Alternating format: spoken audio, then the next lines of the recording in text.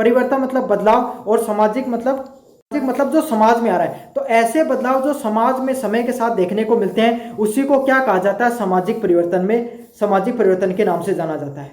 चाहे समाज की संरचना में हो गई, पहले परिवार कैसे रहते थे भाई, संयुक्त परिवार देखने को मिलते थे। क्या देखने को मिलते थे, संयुक्त परिवार। अब आपके सामने चाहे घर में 4 बेटे हैं, चारों अपने अलग अलग तरीके से रहना चाहते हैं ना, तो समाज की जो संरचना उसमें बदलाव आ रहा है।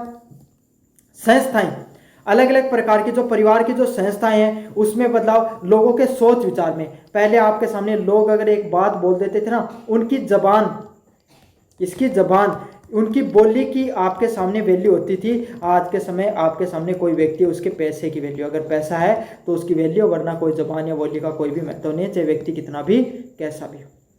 अलग अलग प्रकार की विचारधाराएं, सोच विचार व्यवहार का साथ समय में बदलाव होता है। पहले लोग किसी और विचारधारा को मानते थे, एक समय हुआ करता था लोग धार्मिक परंपराओं को ज्यादा मानते थे, आज साइंस और विज्ञान को मानते थे।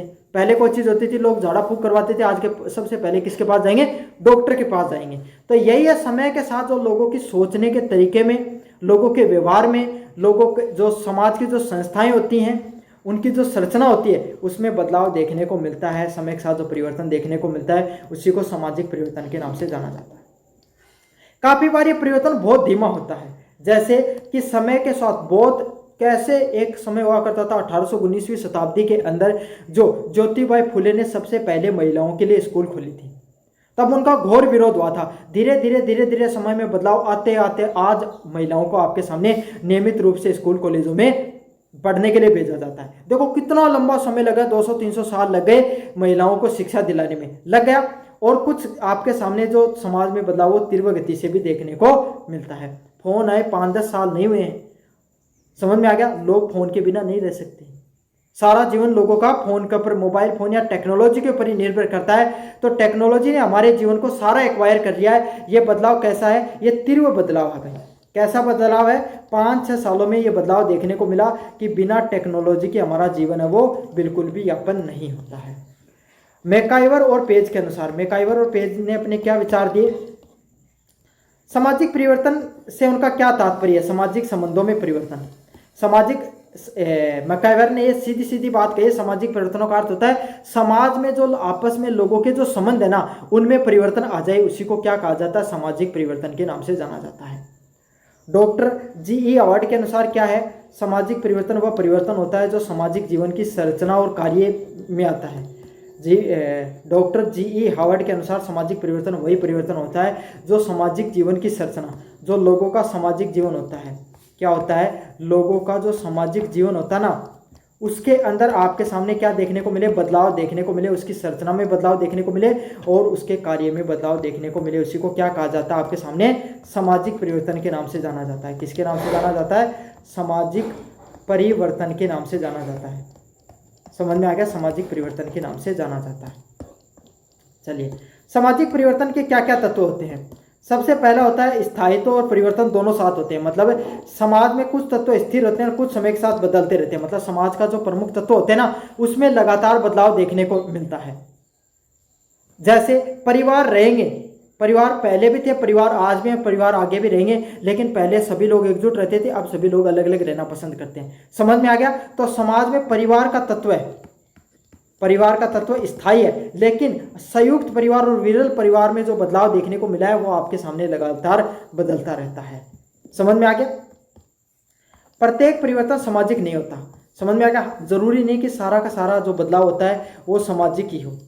बालों की स्टाइल बदलना एक व्यक्तिगत परिवर्तन होता है, सामाजिक नहीं होता। जैसे कि पहले निशिंग वाली स्टाइल चली थी, ये वाली चली, फिर वन साइड चलती, फिर दोनों साइड से कटन हो गया, फिर से नॉर्मल कटिंग आ गई छोटे छोटे बालों वाली, है ना। तो समय के साथ क्या है, जो समाज में लोगों के खान पान में, लोगों की बोली में, लोगों की बालों की स्टाइल में, इन सब चीज़ों में जो बदलाव देखने को मिलता है व्यक्तिगत होता है। मतलब एक व्यक्ति पर निर्भर करता है कि वो इन सब चीज़ों को कैसे अपनाएगा। प्रभाव पारस्परिक होता है। सामाजिक परिवर्तन अन्य क्षेत्र आर्थिक, राजनीतिक व धार्मिक का प्रभावित करते हैं, उनसे प्रभावित होते हैं। क्या होते हैं, जो समाज में जो परिवर्तन होते हैं वो आर्थिक रूप से लोगों के पास धीरे धीरे धन दौलत बढ़ती है, चाहे राजनीतिक रूप से मजबूत होते हैं, चाहे धार्मिक रूप से प्रभावित होते हैं। तो समाज में अगर एक व्यक्ति के पास पैसा आएगा तो दूसरे लोग उससे मोटिवेट होंगे कि हम भी मेहनत करके और ज़्यादा पैसा कमाएं। चाहे कोई मजबूत राजनीतिक रूप से मजबूत हो, चाहे कोई धार्मिक रूप से मजबूत हो, लोगों की यही समाज में बदलाव देखने को मिलता है। मतलब एक व्यक्ति में अगर बदलाव देखने को मिलेगा ना, तो दूसरे लोग भी फॉलो करेंगे। एक सरकारी नौकरी लगेगा, उसके घर में धीरे धीरे सारे बच्चे तैयारी करना शुरू कर देते हैं। सामाजिक परिवर्तन सर्वभौमिक है। देखो, चाहे आप मानो या ना मानो, समाज में परिवर्तन तो देखने को मिलता ही मिलता है। मतलब ये प्रक्रिया रहेगी हमेशा, आज भी थी, 100 साल बाद में भी रहेगी और आगे आने वाले समय में भी रहेगी। कोई भी समाज इस प्रक्रिया से अछूता नहीं है। मतलब समाज में परिवर्तन तो होते ही होते हैं, चाहे दुनिया का कोई समाज हो, उसमें परिवर्तन देखने को मिलेगा। जो समाज जितनी जल्दी खुद में परिवर्तन कर लेता है, वो उतना ही ज़्यादा आगे बढ़ जाता है। जो समाज बिल्कुल धीरे धीरे परिवर्तन करता है, वो और ज़्यादा पीछे रहता चला जाता है। धीमी या तीव्र गति से कुछ परिवर्तन लंबे समय में होते हैं, जैसे जाति व्यवस्था का ढीलापन होना, कुछ अचानक जैसे कोई क्रांति आ गई। जैसे कि जाति व्यवस्था बहुत प्राचीन व्यवस्था है, जैसे महिलाओं की शिक्षा से संबंधित आपको उदाहरण दिया था। धीरे धीरे लोग वो जाति व्यवस्था में उच्च जातियों और निम्न जातियों में जो भेदभाव पहले हुआ करता था, वो उतना नहीं रहा है ना। तो यही है, कुछ चीजें समय के साथ बहुत लंबा समय लगता है उनको बदलाव होने में। अगले वाला पॉइंट है सामाजिक परिवर्तन के कारण। किसके कारण? सामाजिक परिवर्तन के। समाज में जो परिवर्तन देखने को मिलता है, उसके पीछे क्या क्या कारण रहते हैं? Cause of social changes.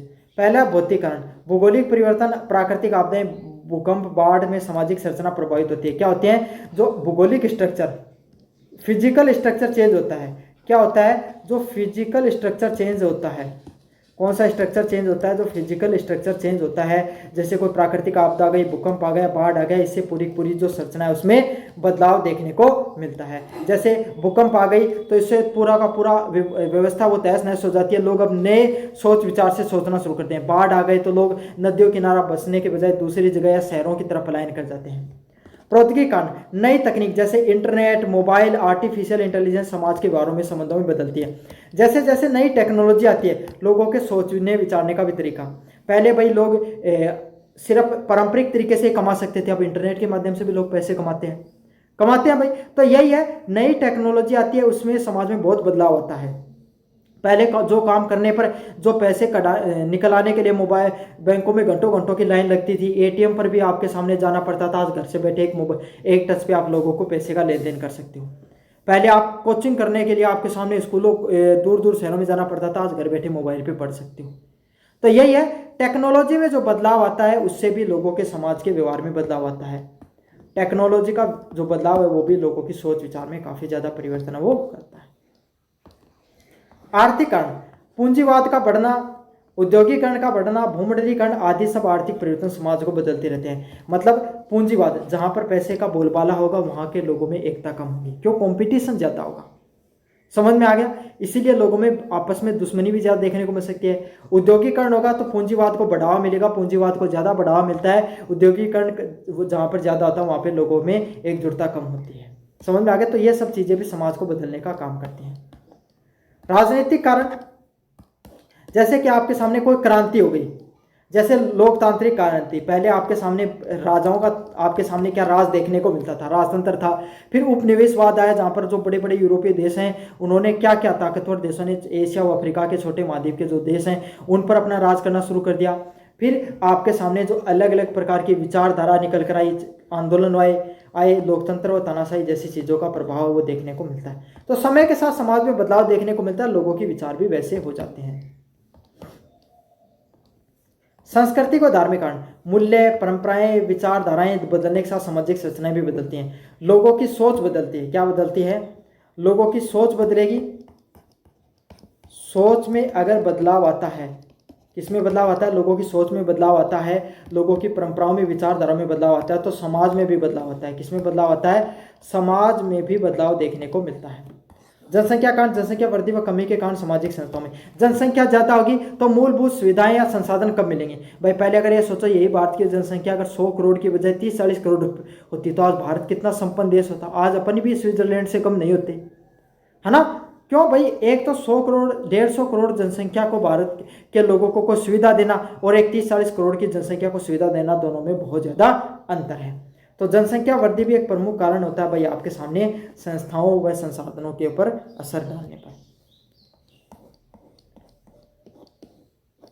चलिए विचारधाराओं की बात करें, सामाजिक परिवर्तन के जो सिद्धांत है, किसके, जो सामाजिक परिवर्तन के, सामाजिक परिवर्तन के जो सिद्धांत है, पितिरिम सेरोकिन का सामाजिक परिवर्तन व गतिशीलता का सिद्धांत किसके द्वारा सिद्धांत दिया गया, पितिरिम के द्वारा। सोरोकिन का सामाजिक परिवर्तन का गतिशीलता का सिद्धांत क्या कहता है, सोरोकिन के अनुसार सामाजिक परिवर्तन एक रेखीय, एक लीनियर वे में चलता है।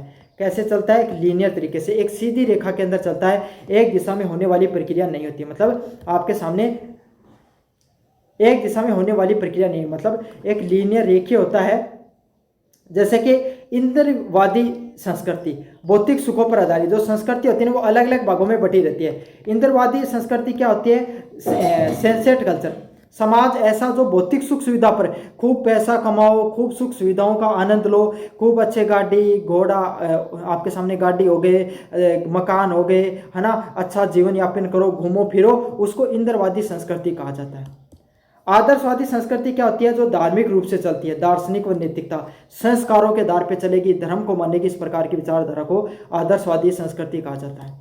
अगले वाली संस्कृति होती है आदर्श व इंद्रिय मिश्रित संस्कृति, जहाँ पर जो क्या करते हैं, भौतिक सुख सुविधाओं का भी आनंद लेते हैं और धार्मिक चीज़ों को भी मिलाकर चलते हैं, उसको आदर्श व इंद्रिय मिश्रित संस्कृति के नाम से जाना जाता है। और समाज इन्हीं तीनों अवस्थाओं के बीच में कहीं ना कहीं घूमता रहता है। अगले वाला सिद्धांत है ऑगबर्न का सांस्कृतिक विलंब का सिद्धांत, Ogburn's theory of culture lag. Ogburn ने संस्कृति को दो भागों में बांटा, भौतिक संस्कृति व अभौतिक संस्कृति। मेटेरियल कल्चर, तकनीकी वस्तुएं जैसे मशीन मोबाइल। सीधी बात है, भौतिक कल्चर क्या होता है, ज़्यादा से ज़्यादा लोग भौतिक चीज़ों पर जोर देते हैं, खूब पैसा कमाओ, गाड़ी फोन मोबाइल, जो चीज़ें ना, जो चीज़ें सुख सुविधाएं होती हैं, सारों का आनंद लो, वो भौतिक संस्कृति है। और जो अभौतिक, वही नैतिकता कानून वगैरह धार्मिक परंपराओं को मानती है, वो मेटेरियल होती है। इनका कहना है भौतिक संस्कृति तेजी से बदलती है, अभौतिक संस्कृति पीछे रहती है। मेटेरियल वर्ल्ड है, मेटेरियल वर्ल्ड है वो रेगुलर चेंज होता रहता है। क्यों होता रहता है, क्योंकि भाई हर समय, हर तीसरे दिन नई टेक्नोलॉजी आती है, नई सोच आती है, सुख सुविधाओं के अलग अलग साधन बदलते रहते हैं, तो ये संस्कृति बदलती रहेगी। और वही तो धर्म परंपराएं कानून वगैरह, तो उसको बदलने बहुत लंबा समय लगता है, तो समाज में वो संस्कृति वो पीछे रह जाती है। इसी संतुलन को सांस्कृतिक विलंब कहा जाता है, कल्चरल लैग कहा जाता है। टेस्ट ट्यूब बेबी तकनीक का विकास तो हो गया, लेकिन नैतिकता मान्यताएं पीछे रह गई। क्या रह गई, टेस्ट ट्यूब बेबी है भाई, आपके सामने वो टेक्नोलॉजी तो बढ़ गई जिसमें भाई लेकिन मान्यताएं हैं, लोग उसको अपनाना नहीं चाहते हैं, है ना। इसी को क्या कहा जाता है, सांस्कृतिक विलंब कहना चाहता है कि टेक्नोलॉजी तो बढ़ जाती है, लोग उसको बस अपनाना नहीं चाहते हैं। चलिए अगले वाला पॉइंट है कार्ल मार्क्स का ऐतिहासिक भौतिकवाद का सिद्धांत। देखो, कार्ल मार्क्स के अनुसार समाज के मूल परिवर्तन आर्थिक संरचना है। सीधी सीधी बात है, कार्ल मार्क्स ने यही कहा था कि समाज होता है ना, समाज का में जो बदलाव देखने को मिलता है, उसके पीछे क्या कारण रहते हैं, इकोनॉमिक रीजन रहते हैं। कौन से रीजन रहते हैं, इकोनॉमिक रीजन रहते हैं। उन्होंने समाज के दो वर्ग बताए, पहला शोषक वर्ग और दूसरा शोषित वर्ग। शोषक वर्ग कौन होता है, जिनको बोंजोई बताया। बोंजोई कौन होते हैं आपके सामने, वो लोग होते हैं जो मालिक वर्ग होते हैं। रूस की औद्योगिक क्रांति से कार्ल मार्क्स के विचार निकले, जिसमें जो मालिक होते हैं वो ज़्यादा से ज़्यादा अपने मजदूरों से शोषण करते हैं। 500 रुपये का काम करवाते हैं तो 300 रुपये देते हैं। उसी को क्या कहा जाता है, आपके सामने वर्ग संघर्ष का सिद्धांत कहा जाता है। उनके द्वारा सीधी सीधी बात यही कही गई कि जो मजदूर है उनको इकट्ठा होना चाहिए और संघर्ष करना चाहिए।